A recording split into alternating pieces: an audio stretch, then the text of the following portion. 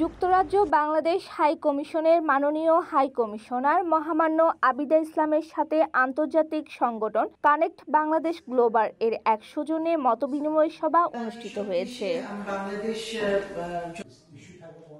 সবাই প্রবাসীদের অধিকার ও দেশের উন্নয়নে প্রবাসীদের ভূমিকা নিয়ে বিস্তারিত আলোচনা হয়। কানেক্ট বাংলাদেশ গ্লোবালের সভাপতি জনাব আবু আহমেদ খিজিরের নেতৃত্বে 9 সদস্যের প্রতিনিধি দল হাই কমিশনারের সঙ্গে সাক্ষাৎ করে প্রবাসীদের সমস্যা, অধিকার ও উন্নয়ন বিষয়ে 17 দফা প্রস্তাবনা তুলে ধরেন।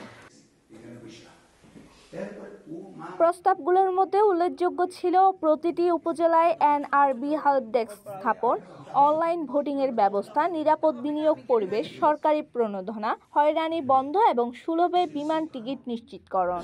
বাংলাদেশের ভিশনারি হাই কমিশনার হার এক্সেলেন্সির সঙ্গে দেখা করেছি এবং প্রবাসীদের সমস্যা নিয়ে যে সমস্ত প্রবলেম আমরা ফেস করছি তার 17 দফা দাবি সহ আমরা এগুলো আমাদের হাই কমিশনের কাছে সাবমিট করেছি বাংলাদেশের সরকারের কাছে পৌঁছে দেওয়ার জন্য।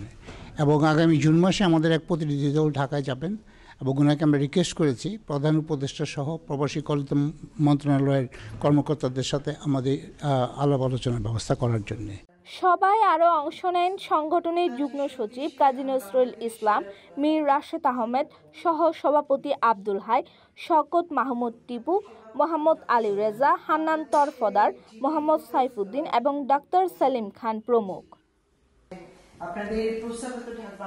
মাননীয় হাই কমিশনার প্রবাসীদের বক্তব্য মনোযোগ দিয়ে শোনেন এবং প্রয়োজনীয় সহযোগিতার আশ্বাস দেন। তিনি কানেক্ট বাংলাদেশ গ্লোবালের সঙ্গে মিলিতভাবে কাজ করার আগ্রহ প্রকাশ করেন এবং প্রবাসীদের বাংলাদেশ বিনিয়োগে উৎসাহিত করেন।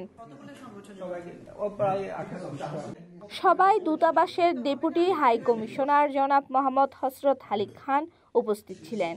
সভা শেষে কানেক্ট বাংলাদেশ গ্লোবালের পক্ষ থেকে হাই কমিশনারকে ধন্যবাদ ও কৃতজ্ঞতা জানানো হয়। এখানে দাঁড়ান, সবাই দাঁড়ান একটা।